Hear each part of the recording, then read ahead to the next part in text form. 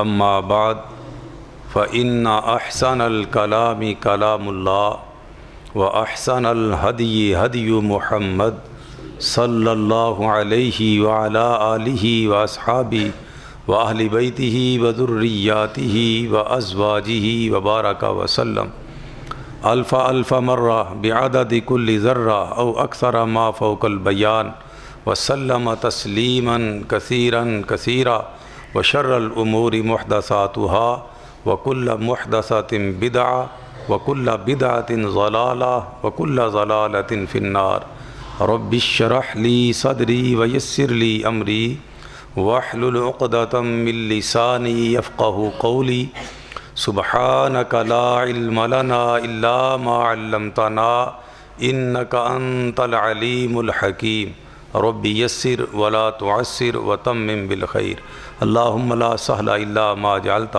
سہلا وانت تجعل الحزن اذا شئت سہلا اعوذ باللہ من الشیطان الرجیم بسم اللہ الرحمن الرحیم وما ارسلناک الا مبشرا ونذیرا سبحان ربک رب العزت عما یصفون وسلام علی المرسلین والحمد للہ رب العالمین۔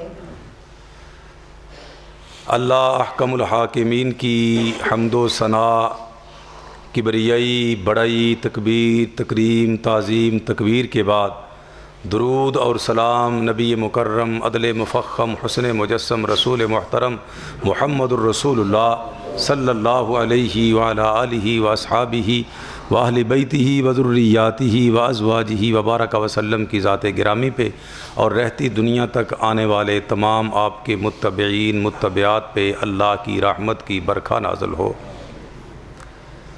سیرت النبی صلی اللہ علیہ وسلم کے حوالہ سے پچھلے خطبہ میں نے یہاں تک گزارشات کی تھیں کہ آپ صلی اللہ تعالی علیہ وسلم طائف کی وادی میں تشریف لے گئے اور انہوں نے آپ کے ساتھ بہت ناروا سلوک کیا اور گستاخی کی حد کر دی،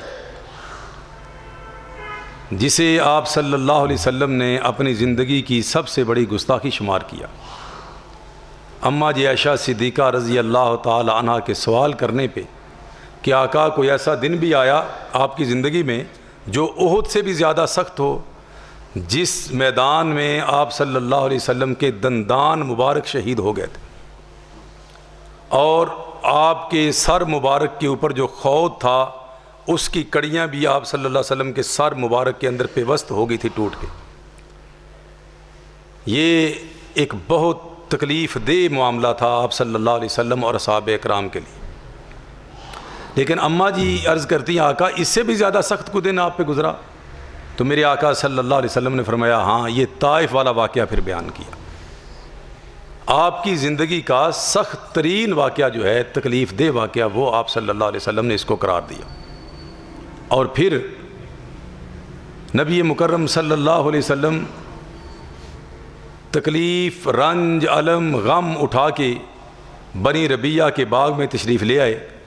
وہاں آپ صلی اللہ علیہ وسلم نے یہ دعا پڑھی جس طرح میں پچھلے خطبہ میں یہاں پہ اختتام کیا تھا کہ اے میرے اللہ، اللہم الیک اشکو ضعف قوتی وقلت حیلتی، اللہ میں اپنی بے بسی اور کمزوری اور کمزور ترین دفاع کو اور لوگوں کے اس بے قدری اور اس گستاخانہ رویے کی شکایت تیرے حضور اس کا شکوہ کر رہا ہوں۔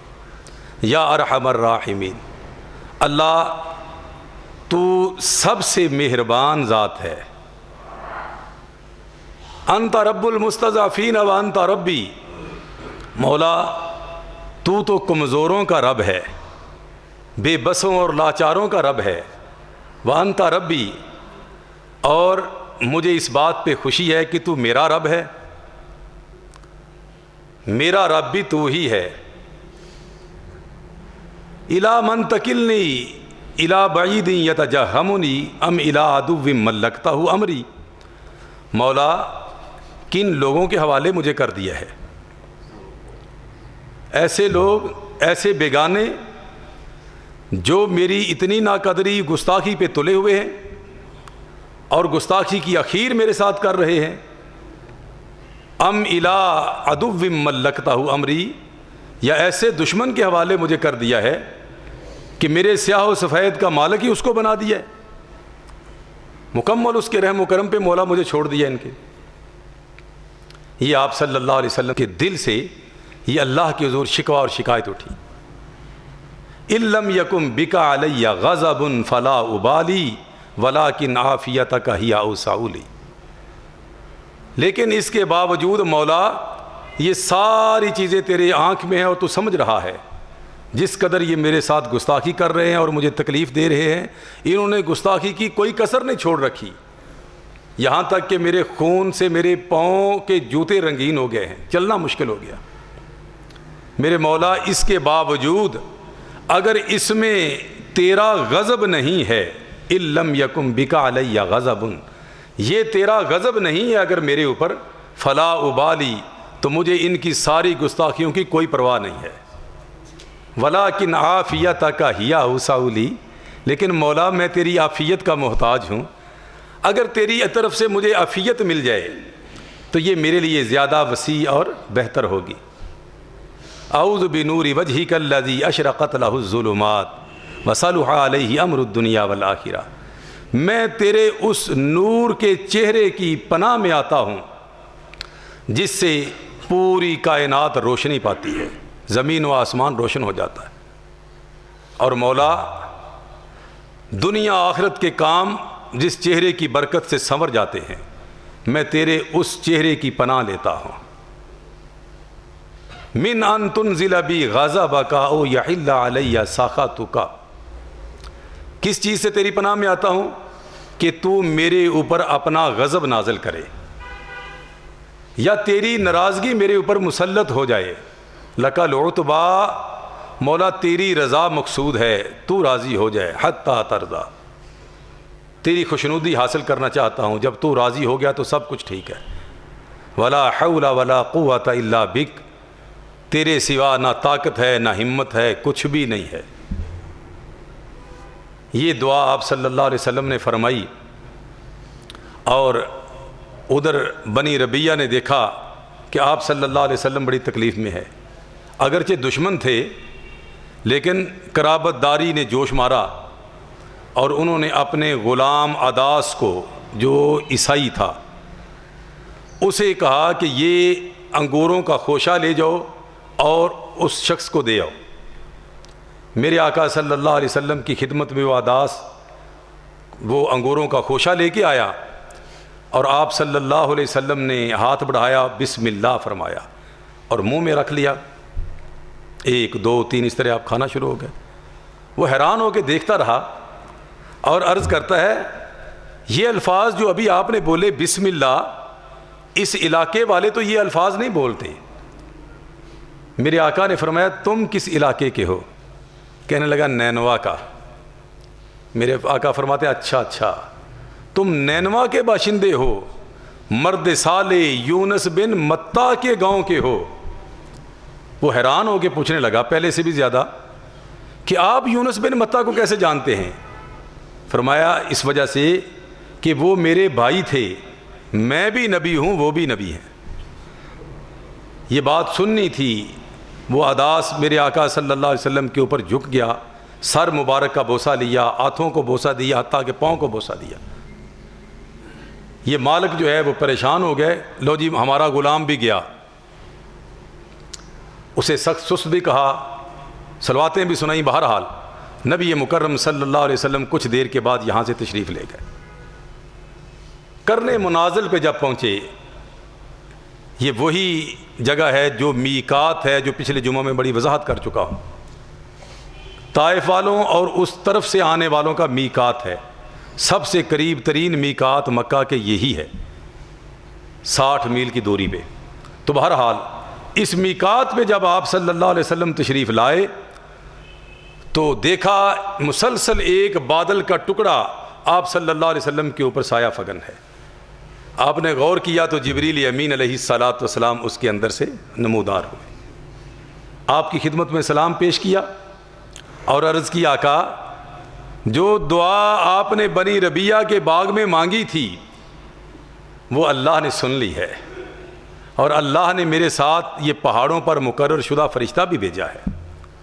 فرشتے نے بھی آ کے، جو پہاڑوں کے اوپر مقرر تھا، اس نے بھی آ کے میرے آقا کی خدمت میں سلام پیش کیا اور عرض کی آقا جبریل امین جو فرما رہے ہیں سچ فرما رہے ہیں، اللہ نے مجھے حکم دیا ہے آج میرا محمد صلی اللہ علیہ وسلم جو مانگے وہی کچھ کر دینا۔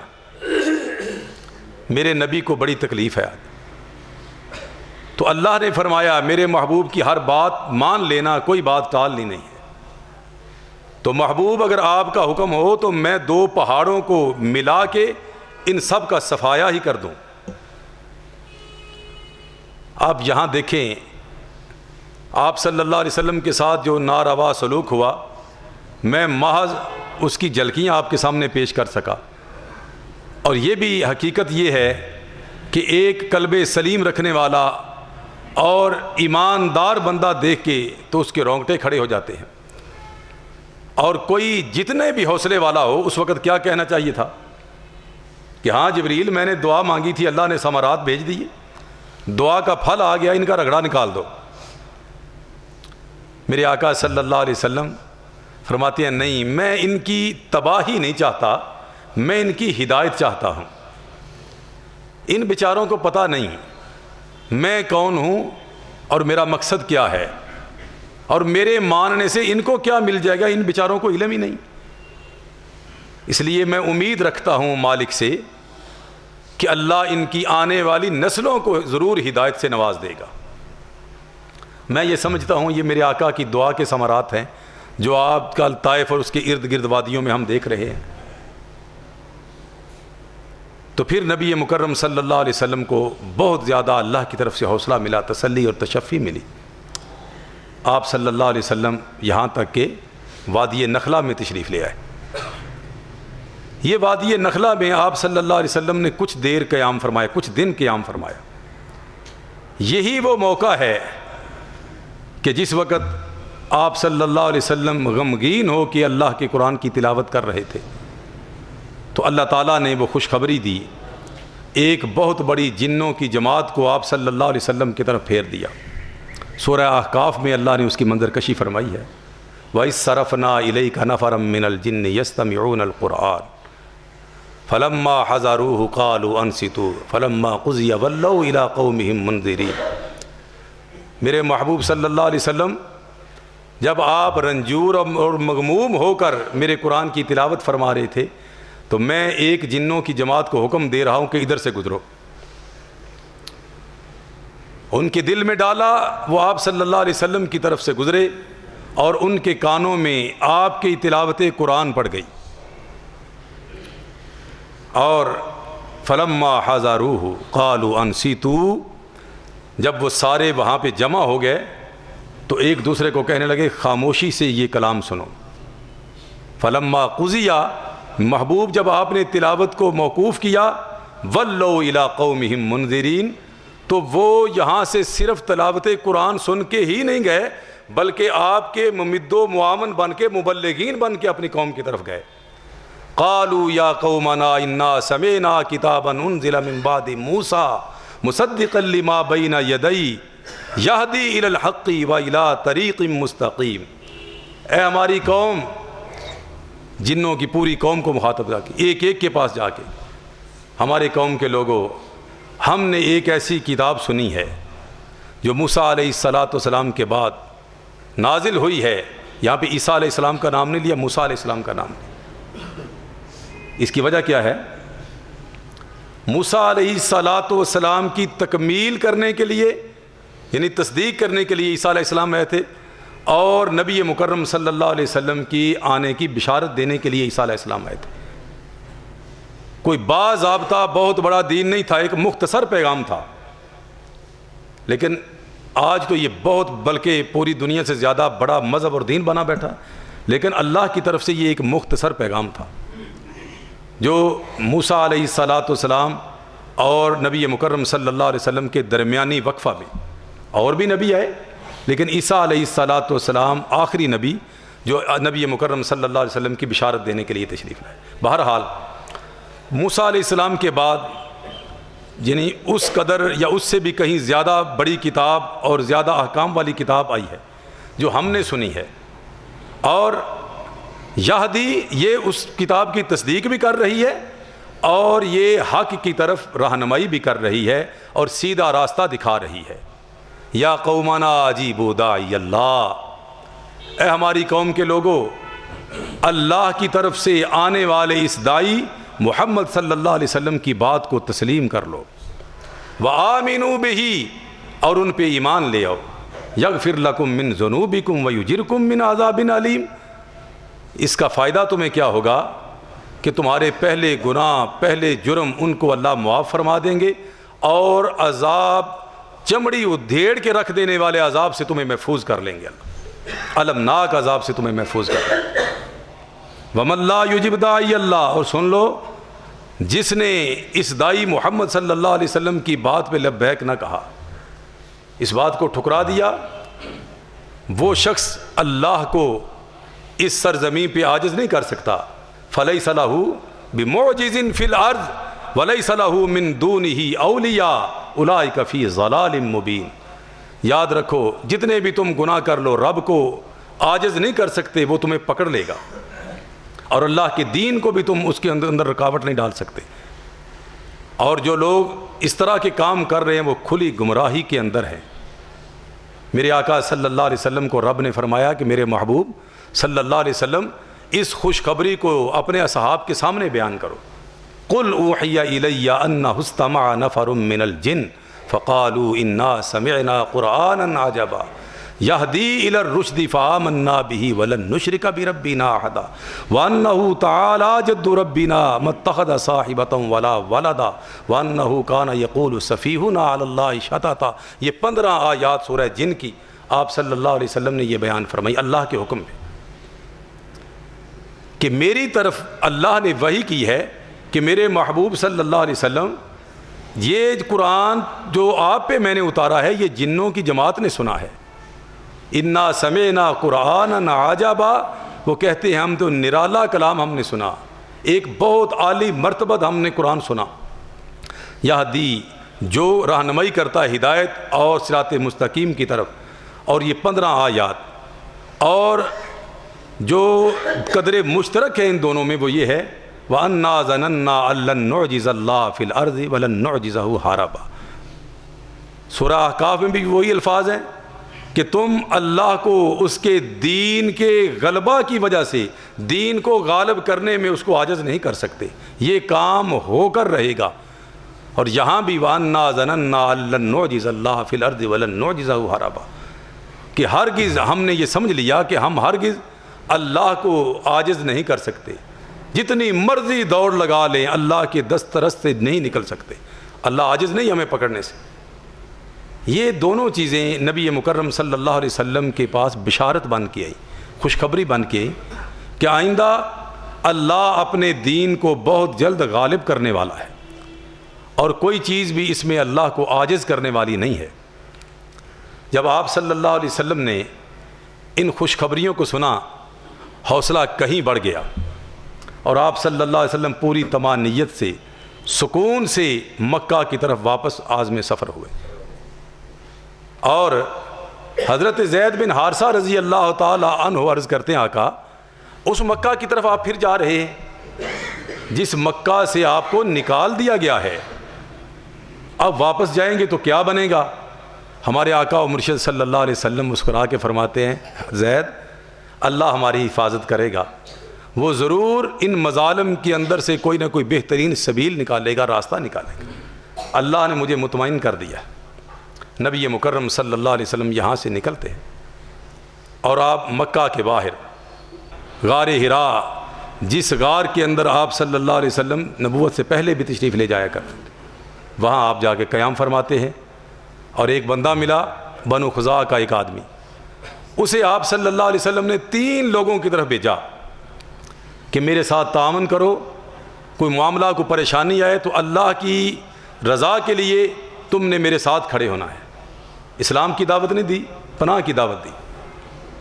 اخنس بن شریک، سہیل بن عمر، مطعم بن عدی، پہلے 2 لوگوں نے پناہ دینے سے معذرت کر لی، بہانہ بنا کے انکار کر دیا، لیکن مطعم بن عدی جو تھے انہوں نے کہا کہ تم جا کے پیغام دو محمد صلی اللہ علیہ وسلم کو تشریف لے آئیں، میں انشاءاللہ ان کی حفاظت کروں گا۔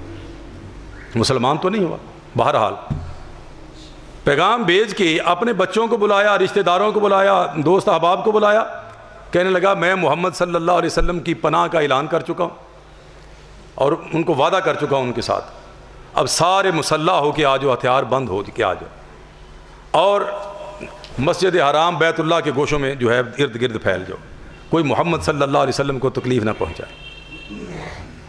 اور سواری کے اوپر سوار ہو کے کھڑے ہو کے اس نے اعلان کیا کہ میں محمد صلی اللہ علیہ وسلم کو پناہ دے چکا ہوں، اب کوئی محمد صلی اللہ علیہ وسلم کی طرف میلی آنکھ کر کے نہ دیکھے۔ آقا جناب محمد رسول اللہ صلی اللہ علیہ وسلم تشریف لائے اور آ کر حجر اسود کا بوسہ لیا اور 2 نفل پڑھے، اور پھر مطعم بن عدی کے بیٹے ارد گرد جناب محمد صلی اللہ علیہ وسلم کے گھیرا کیے ہوئے ہیں اور آپ صلی اللہ علیہ وسلم کو بحفاظت گھر پہنچا کے، یہاں تک کہ آپ صلی اللہ علیہ وسلم اپنے گھر میں تشریف لے گئے۔ ابو جہل نے کہا مطعم کیا تم بھی پیروکار مسلمان ہو چکے ہو یا محض پناہ دی ہے؟ تو مطعم نے کہا کہ میں نے صرف پناہ دی ہے۔ کہنے لگا اچھا، جسے تم نے پناہ دی ہم نے بھی پناہ دی، اللہ تعالیٰ نے مدد فرما دی۔ اور پھر اسی طرح معمول کے مطابق میرے اور آپ کے آقا صلی اللہ علیہ وسلم دین کی اشاعت اور نشریات اور دین کی تبلیغ میں ہم وطن جو ہے وہ پھر شروع ہو گئے، اور سمجھ لیں یہ 10 نبوی تھا، ذوالقعدہ کا مہینہ تھا اور حج کا موسم جو ہے وہ شروع ہوا چاہتا تھا، اور دور دراز سے لوگ حج کرنے کے لیے زائرین کعبہ آئے ہوئے تھے۔ آپ صلی اللہ علیہ وسلم پہلے کی طرح ایک ایک قبیلے کے پاس جاتے اور ان کو دین کی دعوت دیتے، اور تاریخ دانوں نے لکھا ہے کہ کوئی ایک بھی قابل ذکر ایسا قبیلہ نہیں جو ایماندار بنا ہو، نعوذ باللہ۔ لیکن جس طرح آپ قبیلوں کو دعوت دیتے اس طرح آپ انفرادی بھی دعوت دیتے، تو کچھ نفوس قدسیہ کو اللہ تعالیٰ نے دین کی دولت سے مالا مال کر دیا، اور اسی طرح جب وہ لوگ اپنے اپنے علاقوں میں گئے تو اسلام کی شعائیں جو ہیں مکہ سے باہر نکلنا شروع ہو گئے۔ سب سے پہلے سوید بن صامت ہیں رضی اللہ تعالیٰ عنہ، یہ یثرب کے رہنے والے تھے۔ آپ کو پتہ ہے نبی مکرم صلی اللہ علیہ وسلم کی ہجرت سے پہلے مدینہ کا نام یثرب تھا، تو نبی مکرم صلی اللہ علیہ وسلم نے یہ بھی کعبۃ اللہ کی زیارت کے لیے آئے تھے، اور یہ بہت سمجھ بوجھ رکھنے والے شخص تھے اور بہترین خطاب کرنے والے تھے، اپنی قوم کے مقرر تھے اور شاعر تھے اور بہت سنجیدہ انسان تھے۔ ان خوبیوں کی وجہ سے، اور خاندانی آدمی تھے، ان ساری خوبیوں کی وجہ سے آپ کی قوم نے آپ کا نام خطاب رکھا تھا الکامل، کامل ان کا خطاب تھا۔ تو نبی مکرم صلی اللہ علیہ وسلم نے فرمایا سوید میں تم سے کچھ باتیں کرنا چاہتا ہوں، میرے پاس تمہارے لیے کچھ ہے۔ کہنے لگا میں نے سنا ہے کہ آپ کچھ سناتے ہیں، تو میرا خیال ہے میرے کلام جیسا ہی کلام آپ کے پاس بھی ہوگا۔ میرے آقا نے فرمایا تمہارے پاس کیا ہے؟ کہنے لگا کہ میرے پاس حکمت لقمان ہے۔ فرمایا سناؤ۔ تو حضرت سوید بن صامت رضی اللہ تعالیٰ عنہ نے کچھ کلام سنایا، تو میرے آقا نے فرمایا یہ کلام تو بڑا عمدہ ہے یار، بہت اچھا ہے، لیکن اب میں جو سنانے لگا ہوں تمہیں یہ اس کلام سے بھی کہیں بہتر ہے، کیونکہ یہ اللہ کا نازل کردہ کلام قرآن مجید ہے اور میرے اوپر نازل ہوا ہے۔ وہ کہنے لگا پیش کیجئے۔ تو جناب محمد الرسول اللہ صلی اللہ علیہ وسلم نے اللہ کے قرآن کی تلاوت فرمائی۔ تلاوت سننے کے بعد سوید کہتے ہیں کہ آقا حقیقت تو یہی ہے، یہ کلام جیسا کلام میں نے آج تک نہیں سنا ہے، بے مثال اور نرالا کلام ہے، مجھے بھی مسلمان کر لیجئے، کلمہ پڑھا دیجئے۔ مسلمان ہو گئے۔ جب یثرب گئے تو جنگ بواز چھڑ چکی تھی، جو آپ صلی اللہ علیہ وسلم کی ہجرت سے پہلے صدیوں سے چلی آ رہی تھی، تو وہ اس میں کام آ گئے، شہید ہو گئے۔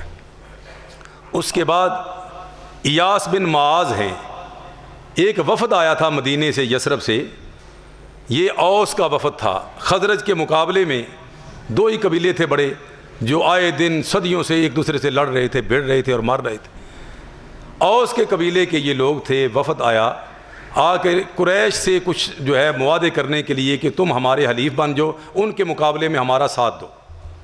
نبی مکرم صلی اللہ علیہ وسلم کو اس وفد کا علم ہوا، میرے آقا ان کے پاس تشریف لے گئے. فرمایا جن چکروں میں تم پڑے ہوئے ہو ان چکروں سے نکالنے کے لیے ایک میرے پاس پیغام ہے. انہوں نے کہا کیا؟ تو آپ صلی اللہ علیہ وسلم نے دعوت توحید دی، اپنی رسالت ان کے اوپر پیش کی. کوئی نہ مانا، لیکن ایاس بن معاذ جو ہیں انہوں نے مان لیا. لیکن ایک ان کا ساتھی اس نے ان کے منہ پر مٹی بھی ماری اور ان کو برا بلا بھی کہا.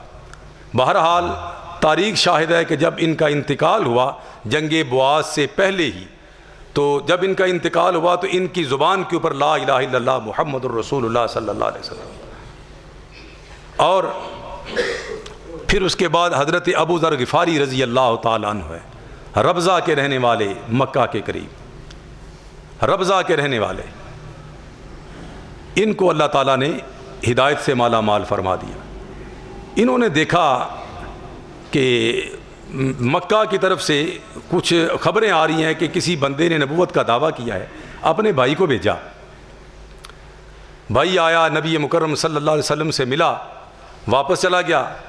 کہنے لگا یار اچھا آدمی معلوم ہوتا ہے، اچھی باتیں کرتا ہے، برائی سے روکتا ہے. کہنے لگا ما شفیتا نہیں، تم نے میری تسلی اور تشفی نہیں کی، اب مجھے خود جانا پڑے گا. توشہ لیا، لاٹھی لی تو چل پڑے مکہ کی طرف. حالات کا پتہ تھا کہ یہ کیا یہاں چل رہا ہے، تو کسی سے پوچھنا مناسب نہیں سمجھا. گھومتے گھماتے رہے، بیت اللہ میں ڈیرا لگا لیا. شام ہوئی، زمزم کا پانی پیا تو لیٹ گئے. اتفاقاً اللہ تعالیٰ کو چونکہ ہدایت نصیب تھی، اب مقصود تھی، تو حضرت علی المرتضیٰ رضی اللہ تعالیٰ عنہ پاس سے گزرے. کہنے لگے مسافر لگتے ہیں. جی ہاں مسافر ہوں. فرمایا آئیے پھر میرے گھر مہمان بن جائیے. علی المرتضیٰ رضی اللہ تعالیٰ عنہ لے کر آ گئے. اور جناب علی المرتضیٰ رضی اللہ تعالیٰ عنہ اس وقت ان اچھے لوگ جو ہوتے ہیں وہ مہمان کو یہ نہیں پوچھتے کہ کدھر آئے ہیں، اس کی خدمت کی، تواضع کی، اس کی ضروریات پوچھا نہیں، کدھر، کیوں بات کدھر، نہیں. علی المرتضیٰ رضی اللہ تعالیٰ نے کام نہیں پوچھا، خدمت کی، رات ٹھہرے، صبح پھر نکل گئے. اگلا دن ہوا، شام کے وقت پھر اتفاقاً جناب علی رضی اللہ تعالیٰ عنہ سے ملاقات ہو گئی. فرمایا آ جائیے میرے گھر، تشریف لائیے. کھانا شانا کھایا، باتیں شروع ہو گئیں. کہنے لگے کہ آپ کل بھی میں نے دیکھا، آج بھی دیکھا، خیریت ہے کہ میں آپ کی کیا خدمت کر سکتا ہوں؟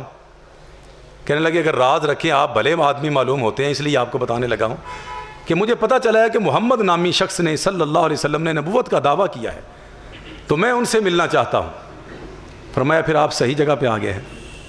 صبح میرے ساتھ چلیے گا، اور یہاں کے حالات بڑے خراب ہیں، میں آپ صلی اللہ علیہ وسلم کی طرف آپ کو لے کر جاؤں گا. اگر میں کہیں خطرہ محسوس کروں، کسی بندے کو دیکھوں کہ وہ جو ہے وہ ہمارے لیے خطرناک ہے، تو میں اپنا جوتا سیدھا کرنے، صحیح کرنے کے بہانے سے نیچے بیٹھ جاؤں گا، تو آپ آگے نکل جائیے گا. اگر آپ بھی میرے ساتھ رک گئے تو ان کو پتہ چل جائے گا یہ اس کا ساتھی ہے، یہ ادھر لے کے جا رہا ہے، تو ہمارا پیچھا کریں گے، کہیں نبی صلی اللہ علیہ وسلم کو کوئی نقصان نہ پہنچے. لوگوں کو پتہ نہیں کہ آپ کدھر ہیں اس وقت. بہرحال نبی مکرم صلی اللہ علیہ وسلم کے ساتھی جناب علی المرتضیٰ رضی اللہ تعالیٰ عنہ حضرت ابو ذر غفاری رضی اللہ تعالیٰ عنہ کو ساتھ لے کے نکل پڑے. خیر خیریت سے آقا نامدار جناب محمد الرسول اللہ صلی اللہ علیہ وسلم کے پاس پہنچ گئے. باتیں ہوئی، نبی مکرم صلی اللہ علیہ وسلم نے اسلام پیش کیا. حضرت ابو ذر غفاری رضی اللہ تعالیٰ عنہ مسلمان ہو گئے. آقا میرے لیے حکم کیا ہے؟ فرمایا واپس ربضہ چلے جو اپنی قوم میں، تو جب اللہ ہمیں غلبہ دے گا تو انشاءاللہ پھر آ جانا، ابھی کسی سے کوئی تعارض نہیں کرنا، سیدھے اپنے گھر چلے جاؤ. ابو ذر جوان آدمی تھے، اسی وقت کہتے ہیں اللہ کی قسم آقا میں تو ان کی مجلس میں جا کے لا الہ الا اللہ محمد رسول اللہ کا اعلان کروں گا صلی اللہ علیہ وسلم. کعبۃ اللہ میں قریش کی مجلس جمی ہوئی ہے. جناب ابو ذر غفاری رضی اللہ تعالیٰ عنہ کہتے ہیں لوگو، اے عرب کے لوگوں سنو، قریشیوں سنو، ہاشمی سنو، اشہد ان لا الہ الا اللہ وحدہ لا شریک لہ واشہد ان محمدا عبدہ ورسولہ. میں گواہی دیتا ہوں کہ اللہ کی سوا کوئی مشکل کشا نہیں ہے، اور یہ پیغام لے کے آنے والے محمد الرسول اللہ صلی اللہ علیہ وسلم. وہ پل پڑے، اتنا مارا زخموں سے چور کر دیا. فجاء العباس فکب علیہ، حضرت عباس رضی اللہ تعالیٰ عنہ دوڑے ہوئے ہیں، نیچے جھک کے دیکھا، پہچان لیا، کہا ظالموں یہ تو غفار کا بندہ ہے. جس راستے سے تمہارے قافلے آتے ہیں، غلہ آتا ہے، یہ تو ان کا بندہ ہے، یہ تمہیں چھوڑیں گے نہیں، کیا کرو گے؟ راستہ روک لیں گے۔ وہ ڈر گئے، چھوڑ دیا۔ اگلا دن ہوا، اسی وقت پھر تشریف لے گئے۔ پھر اسی طرح لا الہ الا اللہ محمد الرسول اللہ صلی اللہ علیہ وسلم کا ترانہ الاپا، پھر وہی ہونا تھا جو ہوا تھا۔ پھر حضرت عباس رضی اللہ تعالیٰ عنہ آئے اور انہوں نے کہا کہ یہ کل والا ہی بندہ ہے، اور تمہیں پتہ نہیں تمہارا کیا حشر ہوگا، تم تو بھوکے مر جاؤ گے۔ ان کو جو انجام کا پتہ چلا تو پیچھے ہٹ گئے۔